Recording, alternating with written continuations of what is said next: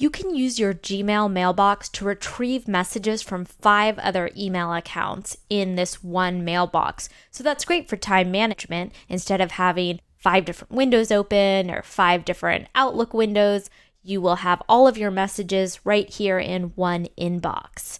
So first you need to log in and make sure POP is enabled for the email address that you want to receive messages from. So I want messages from admin@Sue.0. I want to retrieve them in Susan@Sue.0. So I need to check my mail settings for admin@Sue.0. I'll go into mail setting. Under forwarding and POP, I see that POP is enabled. So that's great.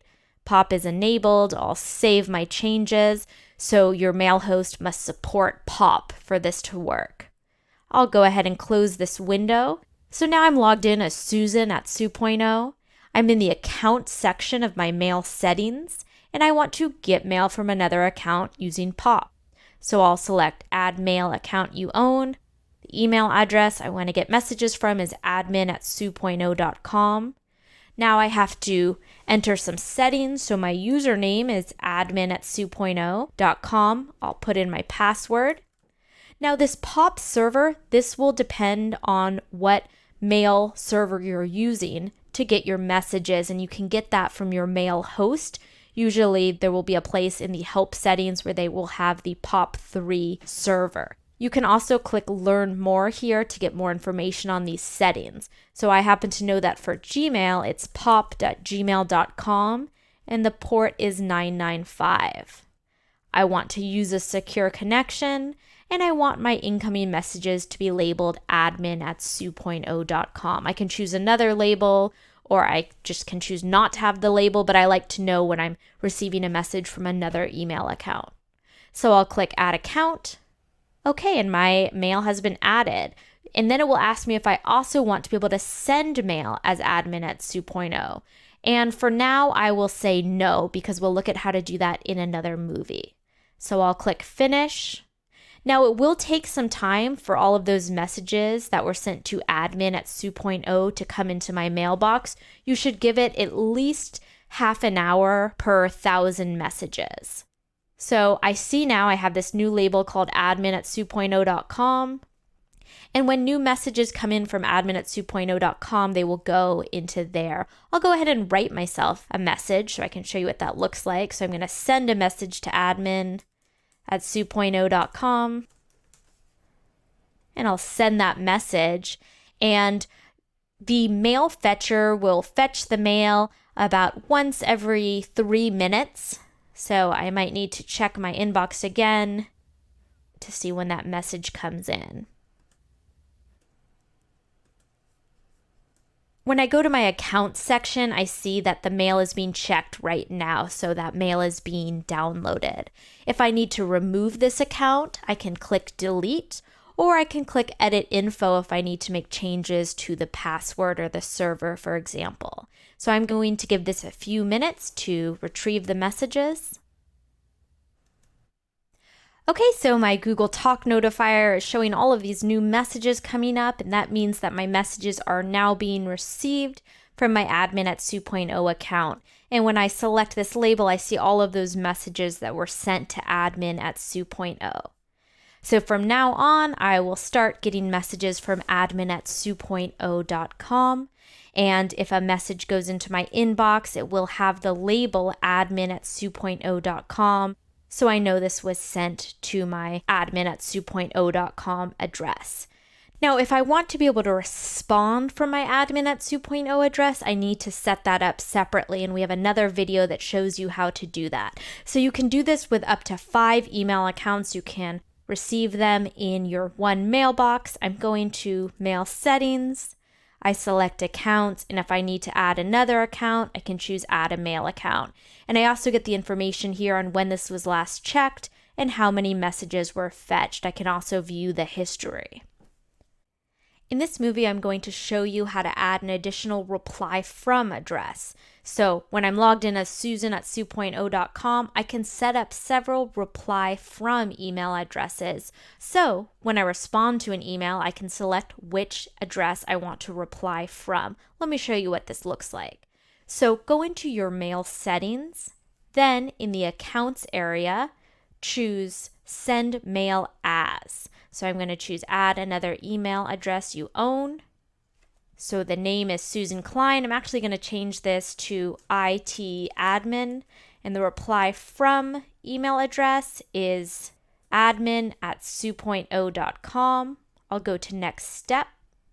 Now I need to send a verification to this email address to prove to Google that I do own it and can respond from this email address. So I'll click send verification. So now I'll get an email in that other account with a link, a confirmation link, and a code. I can come back here and enter the code, but what I think is easier is just logging into that other email account. I see I've got this confirmation here, Su.0 confirmation, and it says before you can send mail from this address, you must verify and confirm the request. So I'll just click on this link. Here's that code I was talking about, but I can just click this link. Okay, confirmation success. So now when I come back here into my mail settings for Susan at Su.0, and I select mail settings and accounts, in my reply from address, I now have this IT admin listed. So I can have, I believe, up to 5 reply from addresses. My default reply from is Susan at Su.0, but I can also use this one. So now when I send a message, I can choose from the From drop-down menu which email address I want to use to respond to a message. So I can send a message from admin@Su.0. Now, if somebody writes me an email at susan@su.0.com, so I select me, that means this was sent to susan@su.0.com. When I respond, if I want to change the reply from address, I'll select change, and then I'll select the reply from address. This will be sent from admin@su.0.com. Going back into mail settings, I want to point something else out here in accounts. So I can always reply from the default address. That's the default setting. So I always reply from Susan at Su.0 unless I specifically choose that other reply from address. Or I can reply from the same address the message was sent to. So if the message was sent to admin@Su.0, then I can reply from admin@Su.0. I also see that I happen to be getting email from admin@Su.0.com as well. So I'm already getting messages into my account from admin, so it's helpful if I can reply from that email address. Now, if you're trying to train people just to use a new email account, then you should select always reply from the default address and make the default whichever one you want to use. So I want people to start writing me at susan@Su.0.com instead of admin@Su.0.com, so I'll use that as the default. So you can use this send mail as or reply from address to accomplish many goals. One is to manage multiple email accounts in one inbox. One is to start training users to start using a new address by replying to emails to one address from another address. If you need to delete the reply from, just select delete and you can delete that reply from. So now when I go to compose mail, I don't have an option for a reply from address. In this movie, I'm going to show you how you can combine Gmail filters and forwarding addresses so that you can create rules that filter certain types of messages automatically to a forwarding address. So first we need to add a forwarding address, and that's done in the Mail Settings, Forwarding, and Pop/IMAP tab. I'll click Add a Forwarding Address. I'm going to forward messages to admin@Su.0.com. So I've added the forwarding address. Now I will go into the filters area and I can create a filter to forward certain types of messages. So I'll select create a new filter. And what I want to do is whenever I get a message from Pam, I'll put her whole email address in case I get a message from someone else named Pam. So all messages from Pam at Su.0. Let's do a test search. These are messages that fit that criteria.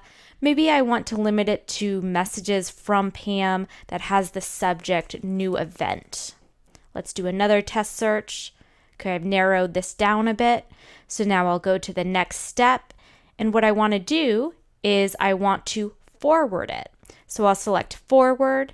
And if I have multiple forwarding addresses, they'll appear in the drop down. I can also click here to manage my forwarding addresses. So I'll select admin@su.0.com. I can also select other actions to be performed, but for this video, I'll just be forwarding. And then I can also apply that to the 31 conversations below. So if I want to forward previous messages that fit that criteria to admin, I could. Instead, I'm just going to create this filter. And next time I get a message from Pam, that's going to be automatically forwarded to admin@su.0. Now with forwarding rules, I won't see that it's been forwarded, so I'll get a message from Pam, but I won't see that it has been forwarded. If you need to make changes to your forwarding filters, just go into Mail Settings and go to Filters. You can edit an existing filter, or you can delete a filter or create a new filter, and you can always manage your forwarding addresses here. If you need to remove a forwarding address, choose Remove. And this tells me that one of my filters is currently forwarding to that, so I'll cancel. So that's how you can set up filters and forwarding to create rules to forward messages. If you're using IMAP to access your Gmail or Google Mail on a desktop device or a mobile phone, you may want to fine-tune some of those IMAP settings. And that can be done by going into your Mail Settings, then choose Forwarding and pop IMAP. If you have IMAP enabled, you'll see these 3 additional radio button sets down here. And so what you can do, you can keep auto expunge on. So that's the default. And what that means is when auto expunge is on, if you delete a message in your inbox or in a folder in the client, like in Outlook or Thunderbird, that message will automatically be archived in Gmail. So it will be removed from the inbox and put in the archive. That's what auto expunge is.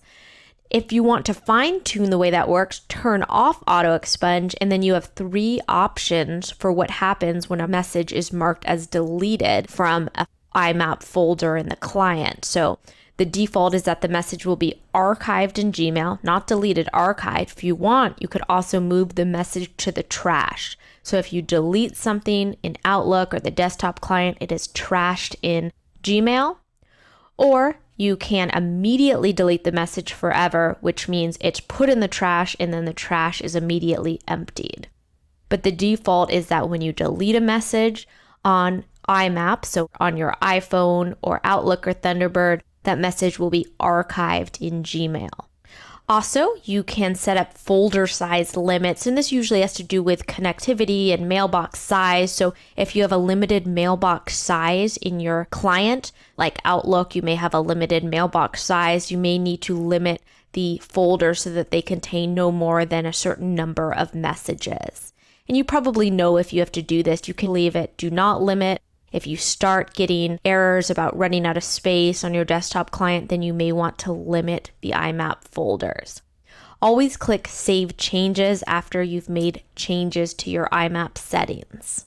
And again, these are some more advanced settings. You probably know if you need to set these settings up. You were probably told by an account administrator or a security professional. I just want to show you where those settings are. So they're in Mail Settings, IMAP, and then the IMAP settings.